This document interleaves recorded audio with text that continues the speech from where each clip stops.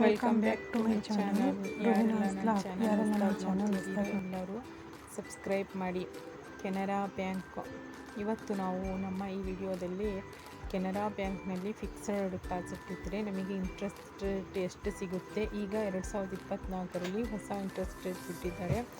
ಆ ಇಂಟ್ರೆಸ್ಟ್ ರೇಟಲ್ಲಿ ನಮ್ಮ ಇಟ್ಟಿರುವಂಥ ಹಣ ಡಬಲ್ ಆಗುತ್ತಾ, ಇಂಟ್ರೆಸ್ಟ್ ಎಷ್ಟು ಸಿಗುತ್ತೆ, ಯಾವ ಸ್ಕೀಮ್ ಒಳ್ಳೆಯದು ಅನ್ನೋ ಮಾಹಿತಿಯನ್ನು ಕೊಡ್ತಾ ಇದ್ದೀನಿ.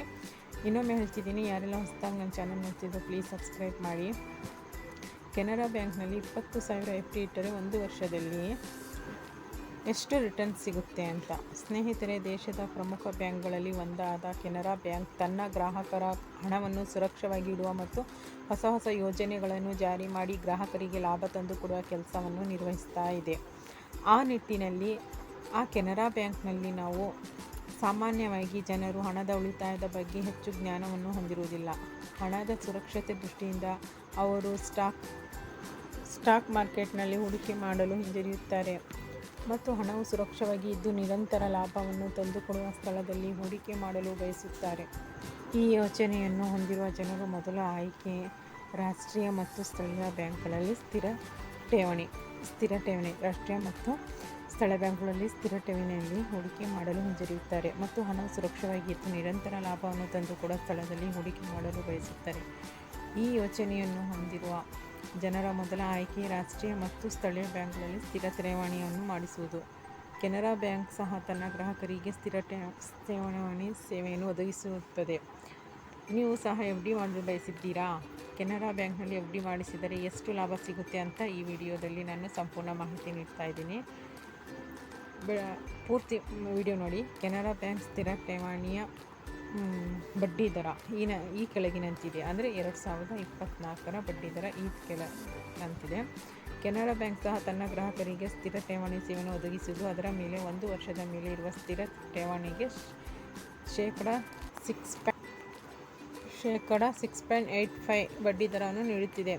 ಕೆಳಗೆ ನೀಡಿರುವ ಪಟ್ಟಿಯಲ್ಲಿ ನಿಗದಿತ ವರ್ಷಗಳಿಗೆ ರೂ. 20,000 ಸ್ಥಿರ ಠೇವಣಿ ಅಂದರೆ ಫಿಕ್ಸೆಡ್ ಡಿಪಾಸಿಟ್ ಮಾಡಿದರೆ ಎಷ್ಟು ಸಿಗುತ್ತೆ ಅಂತ. 20,000 ರೂ. 1 ವರ್ಷ FD ಮಾಡಿಸಿದರೆ ನಿಮಗೆ 21,406 ರೂಪಾಯಿ ಸಿಗುತ್ತೆ. ಅದೇ 20,000ವನ್ನು 2 ವರ್ಷಕ್ಕೆ ಡಿಪಾಸಿಟ್ ಮಾಡಿದರೆ 22,910 ರೂಪಾಯಿ ಸಿಗುತ್ತೆ. ಅದೇ 20,000 ರೂಪಾಯಿಯನ್ನು 3 ವರ್ಷಕ್ಕೆ FD ಮಾಡಿಸಿದರೆ 24,520 ರೂಪಾಯಿ ಸಿಗುತ್ತೆ. ಅದನ್ನು 4 ವರ್ಷಕ್ಕೆ ಮಾಡಿದರೆ 26,243 ರೂಪಾಯಿ ನಮಗೆ ಸಿಗುತ್ತೆ. ಅಂದರೆ 20,000ವನ್ನು ನಾವು ಇಟ್ಟರೆ 1 ವರ್ಷಕ್ಕೆ ಸಿಗುತ್ತೆ, 2 ವರ್ಷಕ್ಕೆ ಸಿಗುತ್ತೆ ಅಂತ ಗೊತ್ತಾಯಿತು. ಅದೇ 20,000ವನ್ನು 5 ವರ್ಷಕ್ಕೆ FD ಮಾಡಿಸಿದರೆ ನಮಗೆ 28,098 ರೂಪಾಯಿ ಸಿಗುತ್ತೆ. ಅದೇ ನಿಮ್ಮ ಮನೆಯಲ್ಲಿ ಯಾರಾದರೂ ವಯಸ್ಕರಿದ್ದರೆ ಅವರ ಹೆಸರಿನಲ್ಲಿ FD ಮಾಡಿಸಿದರೆ ಕೆನರಾ ಬ್ಯಾಂಕ್ ನಿಮಗೆ ಇನ್ನೂ ಹೆಚ್ಚಿನ ಬಡ್ಡಿ ದರವನ್ನು ಹಾಕಿ ಉತ್ತಮ ಲಾಭ ಕೊಡುತ್ತೆ. ಹಾಗಾದರೆ ಅವರಿಗೆ ಸೀನಿಯರ್ ಸಿಟಿಸನ್ ಅಂತ ಕರಿತೀವಿ. ಹಾಗಾದರೆ ಆ ವಯಸ್ಕರ ಮೇಲೆ ಇಟ್ಟಿರುವಂತಹ FD ದರದ ಇಂಟ್ರೆಸ್ಟ್ ರೇಟ್ ಎಷ್ಟು ಎಂಬುದನ್ನು ನೋಡಿ. ಇಲ್ಲಿ 20,000 ರೂ. 1 ವರ್ಷ FD ಮಾಡಿಸಿದರೆ 21,511 ರೂಪಾಯಿ ಆಗುತ್ತೆ.